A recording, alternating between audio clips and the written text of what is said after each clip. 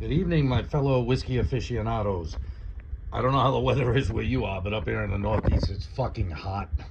Um, with that being said, this is the Mad Mix cheap whiskey review, number 41, Speyburn Arranta single malt.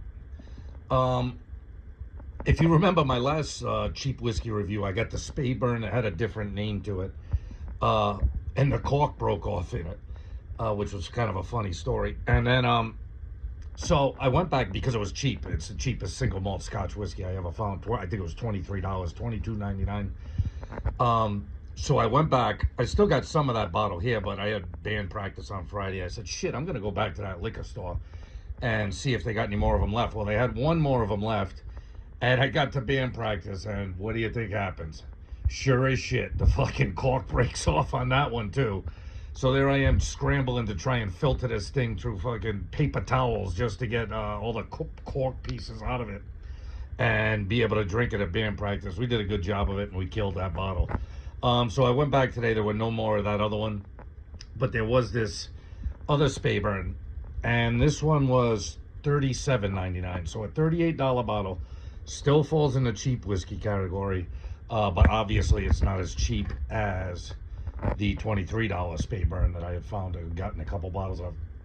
Now, Arranta, it says Arranta cask, and you might think, oh, what's that, some kind of weird kind of wine or something, rum cask? No. Arranta, I guess, in Gaelic means special or extraordinary or something different, something like that, you know what I mean? So I guess the Speyburn, either the master distiller or whoever's in charge of the casks, locates the casks that they think are extraordinary or different and marks them with that A.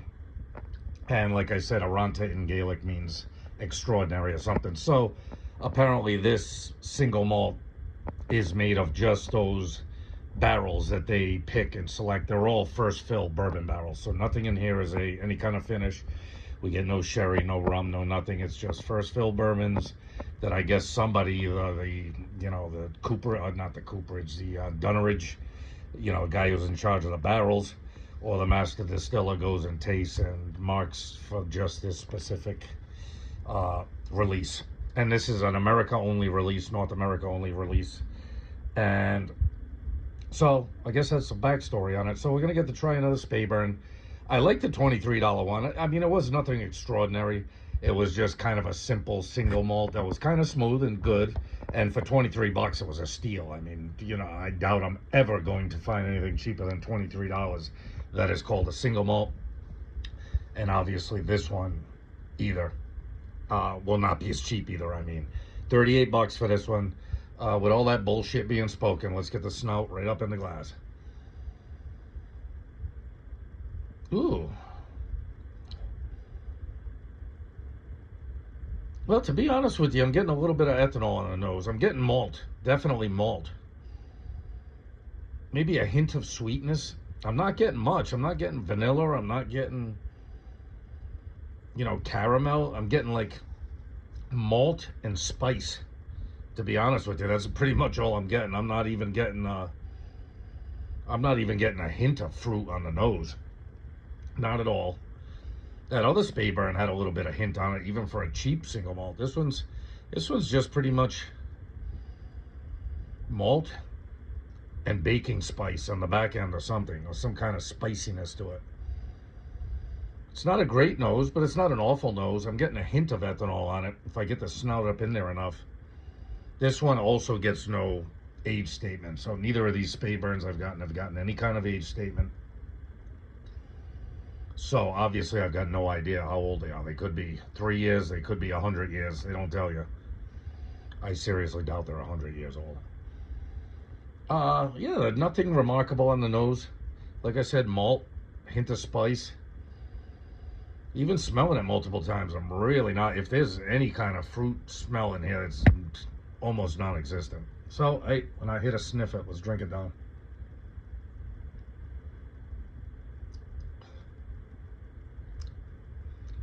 Wow. That's an explosion of spice. Wow. It's malt. You're getting the same thing on the palate. You're getting malt, Maybe I'm getting a hint of fruit coming through on the palate, but wow. Immediately after the malt hits your palate, it's just like spice explosion, a peppery spice explosion in your mouth. Wow, this might be one of the spiciest, pepperiest scotches I've ever tasted. And I've had a few. That Spice Tree by Compass Box was packed full of... Oh, I haven't reviewed that one, have I? Sorry. I will be reviewing that one. But yeah, that Spice Box by Compass Box, that had an explosion of spice too, but I don't even think it was this much. I'll be getting to that one soon. I've had the bottle for a while, but it's another one of them that I've just forgotten to do a review of. Then I better get on it because I'm running out of it. Yeah, nothing changes on the nose. The only thing I will say is the spice is going away in the nose, probably because it just explodes in your mouth and just lingers there. It's like a long-lasting, mouth-watering, peppery explosion of spice. Holy crap. I'm not saying it's bad, but I'm not saying I'm used to it either. Holy moly. All right, one more sip and we're going to get out of this one.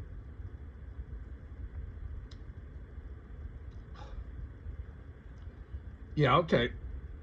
All right, now my palate settled into it. I'm getting malt up front, a little bit of hint of honey. I think that's what I was mistaken for fruit. It's like malt honey, and not the middle palate isn't long lasting, and then it just explodes into spice. Oh my God. If you like a spicy finish on a scotch, this will be a huckleberry, that's for sure. Jesus. Wow. All right. Yeah. All right, maybe now I'm getting that little hint of honey on the nose. Wow, this thing will freaking blow your palate out.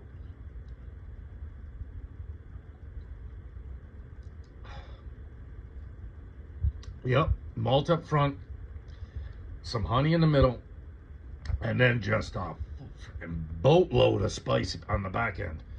Wow. And I think, I don't know, I think this claims that it's meant to be spicy if you read through all the bullshit on it. It claims it's meant to be spicy, and it is. That's for sure. And as you can see, there's that Compass Box Spice Tree. That was the other one that was super duper spicy. I'll do a review of that coming up. But wow. All right. Enough of the bullshitting. Mad Mix Cheap Whiskey Review number 41. Speyburn Arranta casks. Yeah, I'm only gonna give this one like an 8. I like it. I like the flavor of it. It's not a bad sipping whiskey if you can get over that spice explosion. Good God. I mean, I've drinking lots and lots and lots of scotch, and I've never had, like an initial pepper explosion in the mouth like that. This stuff is spicy and peppery, probably from the first fill bourbon, cask. They're known to do that, but this has an exceptional level of it. So if you like, like a malt, sweet honey, and a whole lot of spice, you can't do much better than this. $38, it's not a bad bottle. Would I buy it again? Probably not. Do I dislike it? No, I wouldn't say I dislike it. I'm just saying this is probably one of those that you're going to have to get used to, and you're either going to like it or you're not.